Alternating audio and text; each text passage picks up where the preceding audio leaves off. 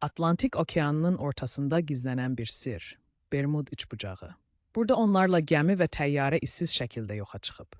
Bəziləri bunu maqnit enerjisi ilə, digərləri isə paralel ölçülərlə izah edir. Amma bir həqiqət var, heç kim dəqiq bilmir, bu dərinliklərdə nələr baş verir. 4500 il əvvəl tikilmiş bu nəhəng strukturların sirri hələ də açılmayıb. O dövrdə nə kran var idi, nə də müasir texnologiya. Amma daş bloklar tonlarla ağırlıqda idi. Onları kim və necə qaldırdı? Bəlkə də insanlıq tarixində itirilmiş bir texnologiya var idi.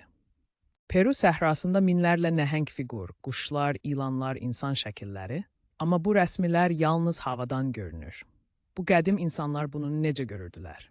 Bəlkə də bu tanrılara göndərilən bir mesaj idi. Okean dərinliyində nəhəng daş billələr, mərtəbələr və divarlar. Alimlər hələ də mübahisə edir. Təbiətin formalaşdırdığı dağlardır, yoxsa min illər əvvəl batmış bir sivilizasiya. Bəziləri buranı Asiyanın Atlantidası adlandırır. Qütb buzlarının altında radarlar qəribə istilik mənzərələri və quruluşlar aşkar edib. Bəziləri bunun qədim şəhər, digərləri isə yad planetli bazası olduğunu düşünür. Antarktida hələ də öz sirrini qoruyur.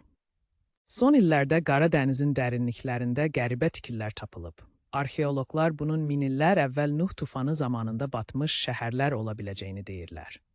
Tarix sanki dənizin dibində donub qalıb. İnsan bəşəriyyəti nə qədər inkişaf etsə də, hələ də suallar cavabsız qalır. Bəlkə də bu sirlər sadə bizi düşünməyə vadar etmək üçün mövcuddur və bəlkə də cavablar hələ bizim içimizdə gizlənib.